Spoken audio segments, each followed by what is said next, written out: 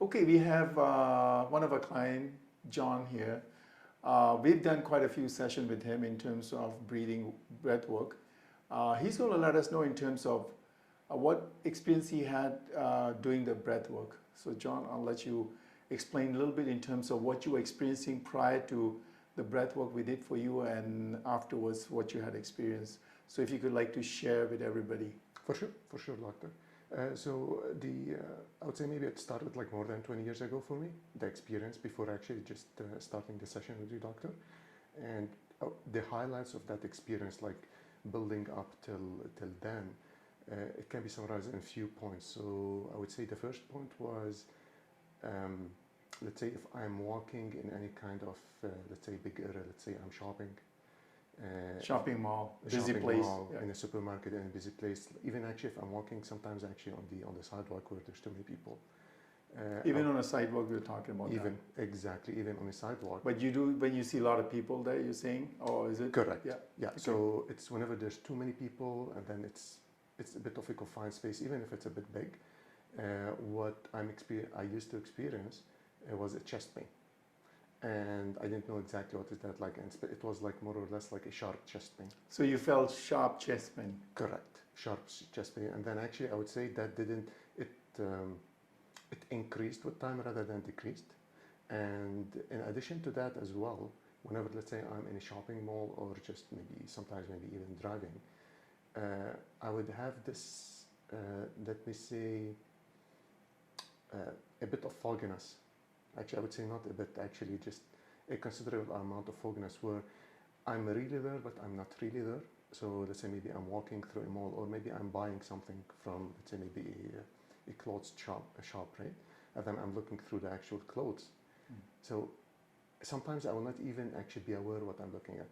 It's like this thing where I'm physically there, but I'm not there, this fogginess. And I think the word fogginess really captured it. I'm not sure if there's any more technical word for it, but for me it was this fogginess. In addition to that, I would say like the fogginess and then the chest pain. That's definitely those two. Headache was also a very common theme across actually those specific moments. So there was So headache would be just specifically at certain times, or would you have headache most of the time, or? I would say I would have headaches most of the time, but it's like it's varying. So varying headaches. You don't feel the same intensity all the time. Exactly. The moments where I've mentioned, like for example, like walking in a shopping mall or just even down a sidewalk. So having a lot of crowded place, where you go to crowded places and stuff like that, you would have more headaches? Correct. And then the actual intensity will go up. Sometimes actually when I'm in a situation which is let's say less than ideal, maybe like a specific interaction. So all the things actually I've mentioned, from fogginess to actual chest pain, it will be there, and then the headache as well will be increasing. So I would say like those three main themes, it spanned more than 25 years for me. That's a long time to be in that kind of fogginess and headache. Correct. And I would say the problem, or maybe the annoying thing, that I didn't know what was that. So you didn't realize at that moment in time what was happening with you. Exactly. And then you think that that's normal, right? Because I mean, that's what I think through the session we had one more thing. It's also critical in terms of something about the sleep. Can you tell us a little bit about, that was, I think that was also one of your concern at that time. Yeah, for sure. So I would say a few years ago, maybe around like maybe three or maybe 2 years ago, what I've noticed is I've actually started to wake up at night, like to go to the bathroom more than often, and I didn't do like I didn't. So how often would you get up to go to the bathroom? At some point, like for several, I would say maybe for a couple of months, maybe I would go maybe 4 or 5 times actually. Sometimes 4 or 5 times a night. Sometimes even more. Sometimes, but I would say like for a certain period of time, it was around that. Yeah. So you couldn't really get a good sleep, I suppose, because you're waking up 4 or 5 times a night? Correct. So definitely that added to it, and that was also annoying because I went actually, like I did that, I went to my doctor and then I did the regular checkup and. So can you just explain, so you had all the symptoms and you've seen by a doctor, a regular medical doctor. Correct. And then I know you can just elaborate a little bit. What was the situation? You went to the doctor, and then your doctor referred you to see. Specialist, correct, yeah. So I went first to my family doctor, and then we did the regular, test, blood test, etc. And nothing really showed up. Things are within range, things are normal, just a healthy human being. So I was So that everything was normal. The result the was result, normal. Yeah. Okay. exactly. The result were normal, so nothing was, I would say, So you had a blood test, all that stuff done. You had your X-ray done. You had all the MRI done. yeah. So my family doctor started with the actual blood work, Blood and work. that was good. And then I was referred actually later on to the specialist. So I went to a neurologist, and then we did an MRI. Things look very normal. And then also I went to a sleep apnea clinic, and then I did the sleep study. Things And I think you said it was a mild sleep apnea condition. exactly. It was mild, and then I didn't even like. You didn't really need any treatment. That was That- told by the doctor. Exactly. That's what the doctor actually she told me, and she mentioned like, this is really you don't really need like for now you don't really need any kind of treatment like or any kind, for example, of a sleep apnea machine that I need to wear at night. So, look, doing the blood work with my family doctor, and then later on actually going to the specialists, things looked very normal, which will add up to the mystery, I would say. So when you had the headaches and brain fog, would that interfere with your work?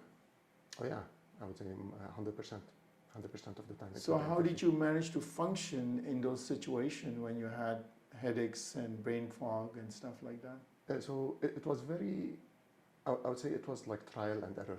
So I learned through time how to adapt to it, and it was a bit tough.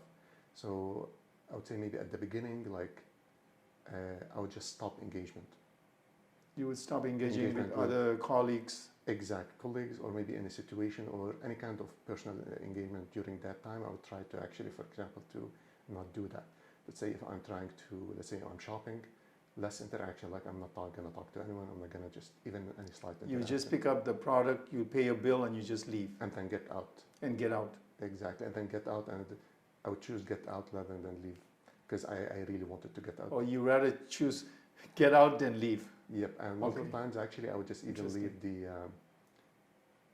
let's say the shopping actually items I'm getting, because maybe the lineup is long. I was like, okay, I'm not gonna do this. I'm gonna just So leave you it. just drop the products, whatever you picked up, and you didn't want to shop anymore. You just leave the store, I just period. leave. Or you just want to get out the store. I want to just get out of the store very, very quickly, and that actually expanded. Like it was more or less at some point, it was like a theme. It was a theme, yeah. So also back to your question, like with time, okay, like that's not sustainable. Specifically, like maybe whenever I'm shopping, it was like that's okay, who cares? But whenever let's say I'm in a professional, Right. engagement, I'm working with someone, I'm trying to do something, I can't really do that.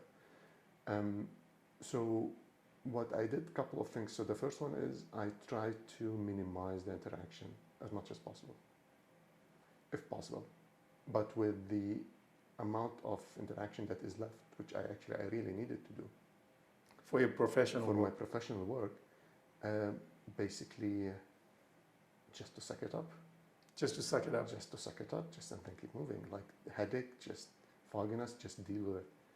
Just deal with it. Just deal with it. Yeah, there's no, I would say, there was no like magic. Just suck it up and then keep moving. And I know we met in a circumstances where it was kind of different, and I asked you about, and then you came to see me, right? Yeah. I can maybe, if you don't mind, I'm gonna Yeah. mention the actual maybe Please. word that you mentioned. Yes, That please. actually just, I was like, I would like, I should do at least just two. Yeah, please. To be interested. So, we met at that location, and then we were chatting, and then you mentioned fogginess. Yes. And that was the first time actually I've even actually heard that word used in that specific,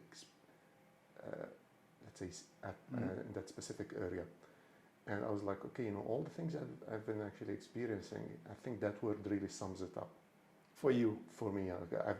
Because, before, imagine that I didn't know what's fogginess or like. I So didn't- that was the light bulb moment for you. Exactly, because okay, like there's the headache and the ability not to concentrate, and then actually it's the fogginess. It's like the combination of all those where, let's say if I'm shopping, Mhm. and let's say I'm seeing you, for example, let's say I know you, like if I see you, like I know as a person, and let's say you're coming down the aisle, and then I'm going down also like just the opposite way. So my, like basically I will see your face, but I will not recognize you.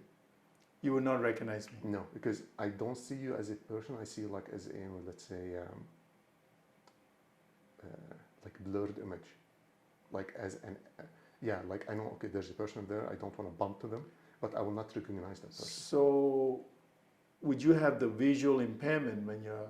Oh yeah, Yeah, definitely. you would have a visual impairment as well. For sure. I would say like it's more of like I'll be on a like maybe I don't know if that's correct, but like survival like Survival mode. mode.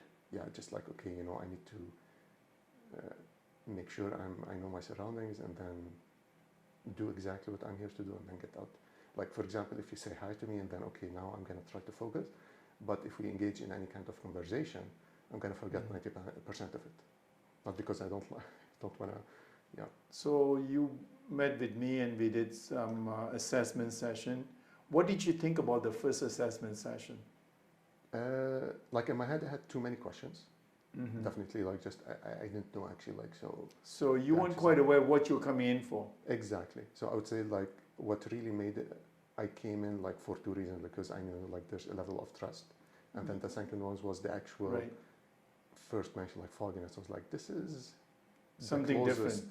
This is the closest actually sen or like word that actually describes actually what I use, what actually I'm feeling. So the first session, it has been actually like a few months, but first I was like, okay, if you went through the actual explanation of the scientific, Mhm. you know, so for me, I was like, okay, you know, this is built on science, Yes. so it's not, you know, just So we talked to you about science. We showed you the data. We showed you the science and all that stuff. So go ahead, please. Yeah. exactly. So like, I was like, okay, you know, like there's something we can build from, like you showed me science, you went actually like extra mile actually just to describe, like you showed me the actual studies, like what people actually like the papers that were published. So we Mhm. went through them. So that for me established, okay, you know what, like this is built on basically scientific. There's some methods. foundation to it. Exactly. It's not what I said. right? Exactly. It's Although not like just what I said and what my opinion is really. correct. So it's first the actual like there's a level of trust which I Mhm. had, and then like it's also supported by the actual scientific data that you've shared. So that actually made me okay. You know what? Okay, let's actually let's actually spend time and then Mhm.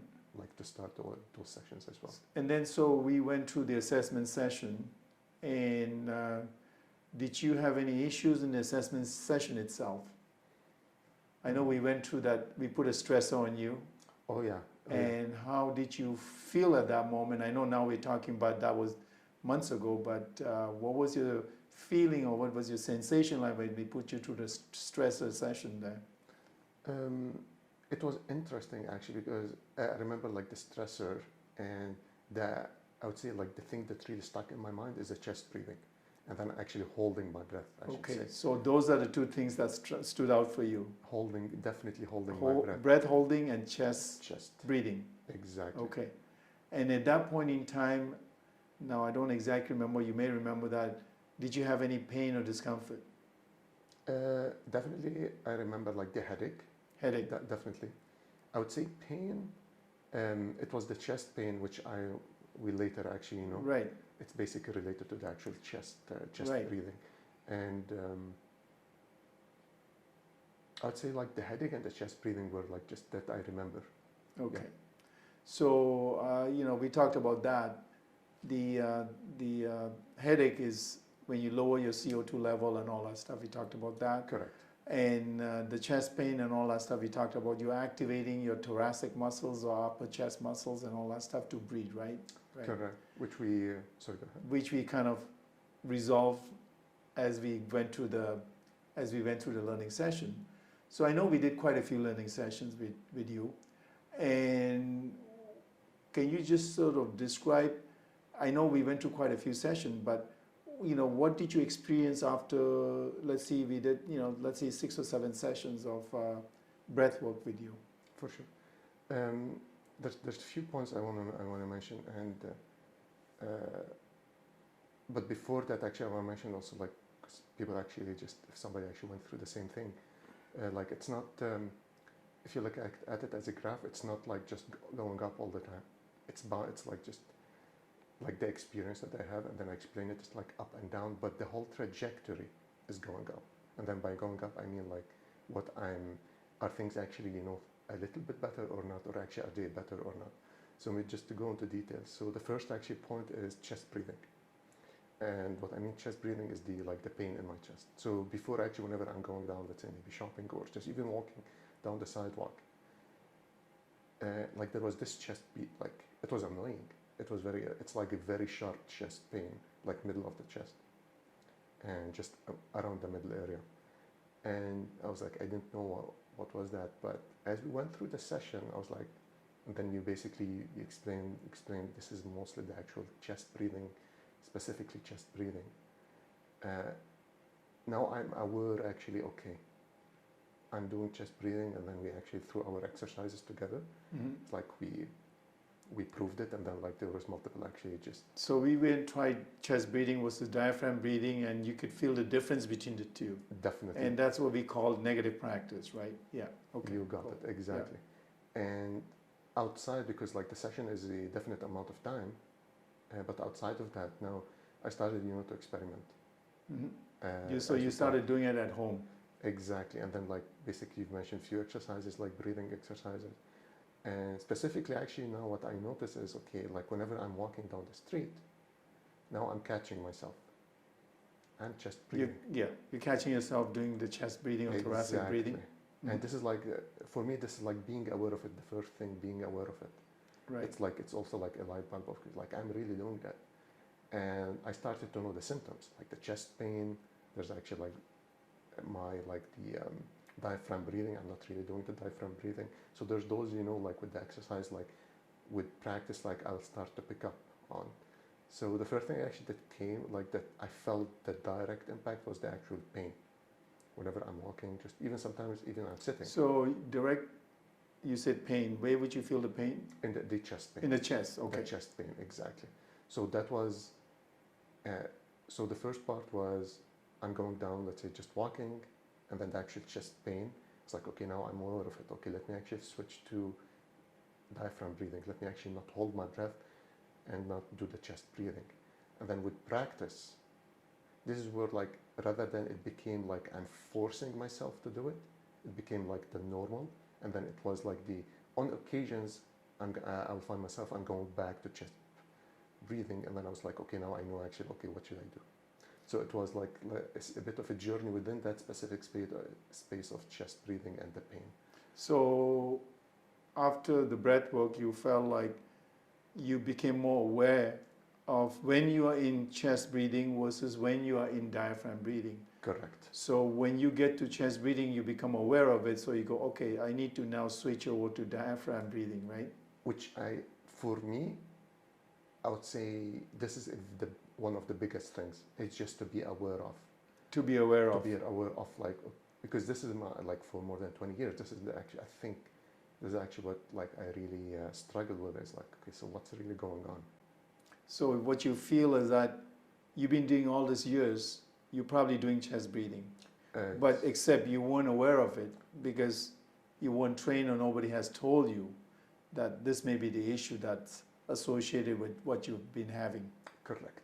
Which is actually, it's not a good place to be in whenever you're not aware, especially like going to, specialists, etc. And then they look, it's like things look normal. So do you feel like the specialist and the medical doctor weren't offering a solution of what you were experiencing, the symptoms that you were having?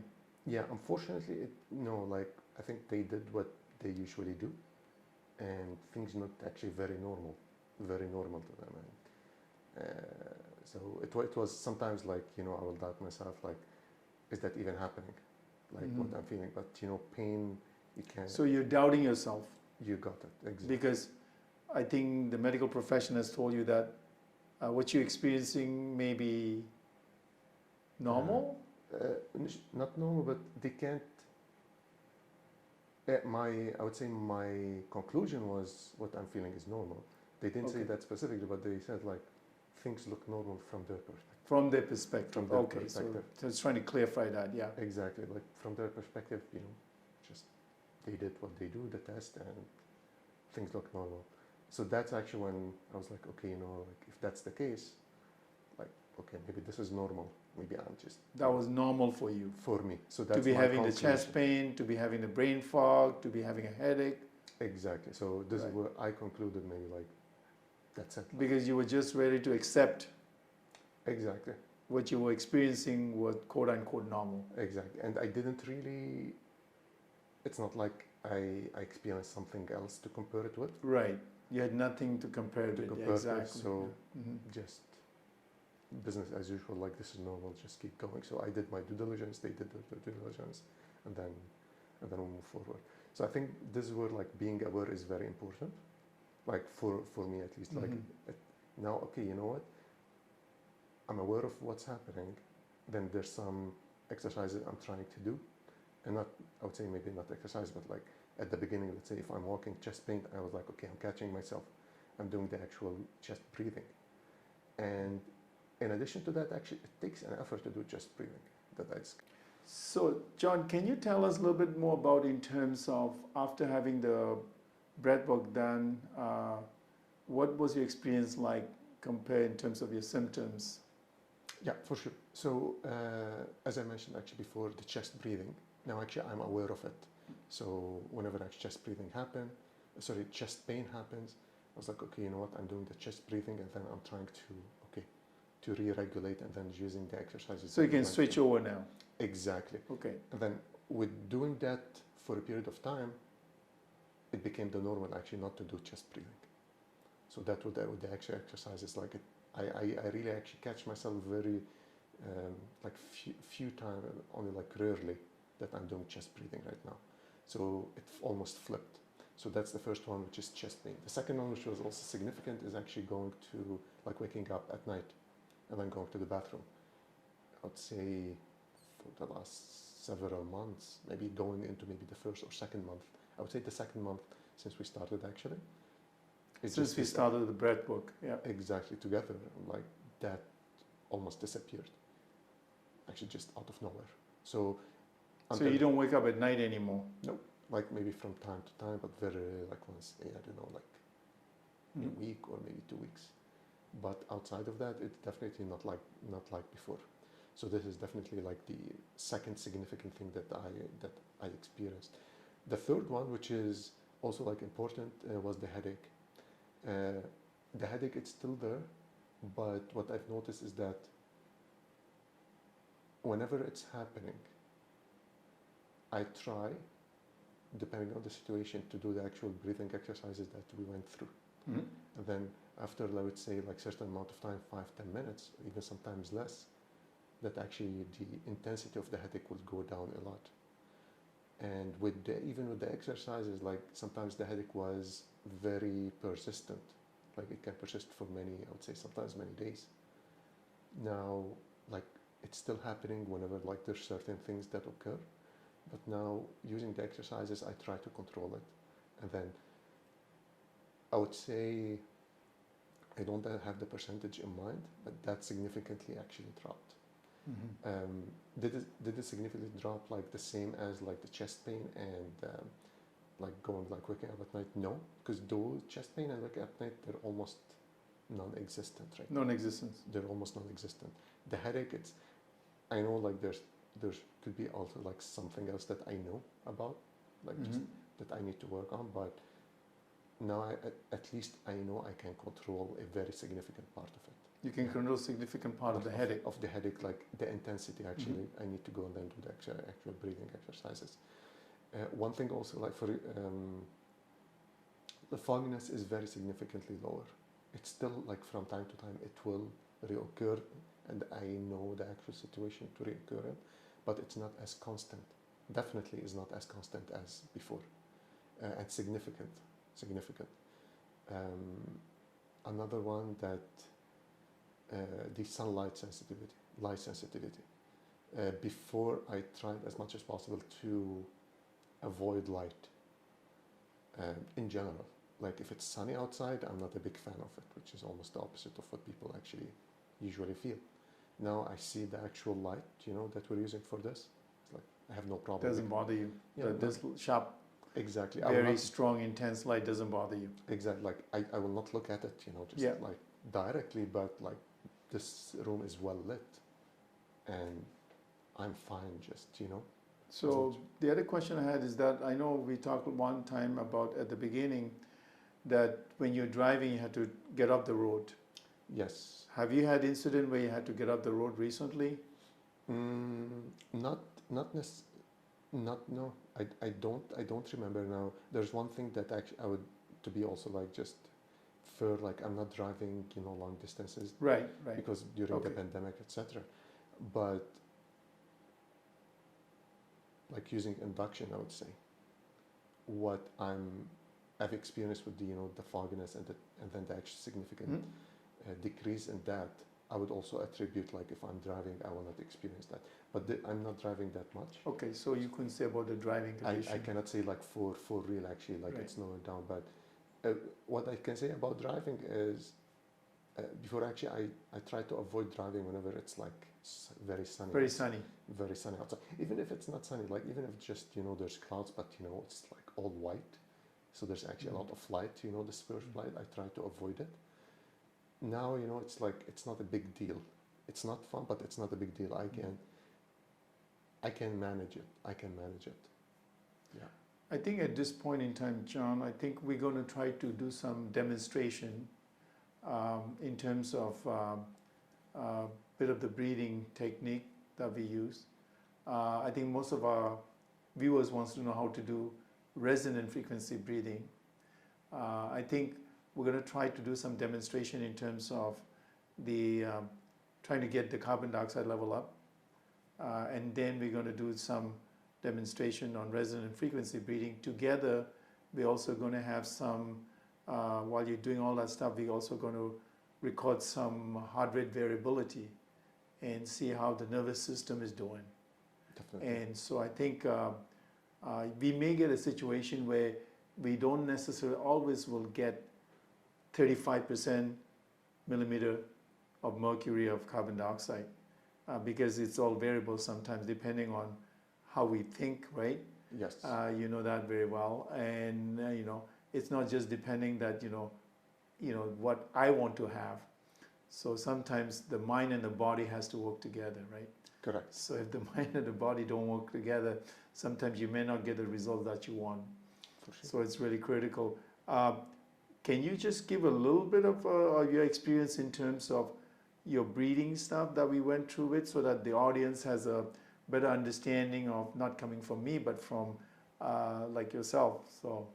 Sure. So it will not be, the terms I will use, they will not be medical. Yeah, that's So I'm okay. It's gonna- not medical. It's not supposed to be medical. It's just layman's term if you want to look at it that way, yeah. Sure. So maybe I'll take the bird's eye view, right? Yeah. Like from maybe somebody that, like me, I'm not in the medical field. So when I came in, maybe I'm going to describe like what we do. Yeah. And maybe I'll go down maybe into details Yeah. after that. So first, actually, like we basically like there's a machine actually that I will hook up, and it's like the breathing tube, like in my Nasal cannula, that we call that. Yeah, it's like hook up to the nose so that we can detect the carbon dioxide. Exactly. So now I'm an expert actually in putting it on. So that machine, and then there's also the sensors. So the muscle activity sensors. So like on the shoulder, on the forehead, like in the on the TMJ, and then also like we put it actually as well like on our On the forearm, yeah. on the forearm as Yeah. well. So we did that, and then there's also another one which is like the heartbeat. Yes, Heartbeat. beat to beat the heart rate. Exactly. So Right. so those are the three, let's say maybe let's call the sensors that they are measuring, and then those metrics. And then whenever that's happening, whenever actually those metrics are being recorded, then we're gonna usually we go through exercises. So some of them could be stress. So for example, you're gonna tell me, okay, multiply this number by this number, or maybe subtract this number from that number, and then we see, like how I interact with that. Additional kind of exercises is you'll tell me maybe think about something in neutral, so that we have some kind of a baseline to start with. Like if I can to think about something in neutral, what are the metrics reading? If maybe think about something that maybe is positive, think about something that is negative, and then how is that, affecting your system. affecting. Additionally, we go through the basically following an application, so that let's say, okay, I want to try to control, how much breath I'm taking per minute. So let's say maybe my exhale is, let's say, in 6 seconds, my inhale, let's say maybe in 3, for example. So we go through those exercises and then we record those metrics. So from a non-medical, or Mhm. for a person from a non-medical field, this is actually like I would say like a general description of what we go through the exercises. Another one actually is, which is also actually I remember, which is important, is how to detect diaphragm breathing and chest breathing. So we have basically like a small weight, just like it's a pouch that has some sand, and then I'll lie on the ground, and then I'll put it on my abdomen, and then also on my chest. And because it's a bit it's not heavy, it's just it has some weight. So whenever I'm breathing, I can see it moving up or down. So this actually would tell me, like, am I doing diaphragm breathing or actually I'm doing chest breathing? So this lets you become more aware of whether Correct. you're doing diaphragm or chest breathing. Correct, yeah. So through those exercises, like this is where, like, when I go back, like whenever I mentioned, like, being aware for me was the biggest, Mm-hmm. I would say, advantage, and like that actually I felt just being aware of what's going on, and then those exercises will try, just to basically to make me practice, and then make that awareness, stick in my head whenever it happens. Good. So I guess we're going to step into doing the demonstration, Definitely. and John's going to be our person that's going to do actual the demonstration, how we're going to do some chest breathing versus diaphragm breathing. And I'll be recording those data so that the audience can actually see the data while you're doing all that procedure in terms of chest versus diaphragm breathing. Definitely. Cool.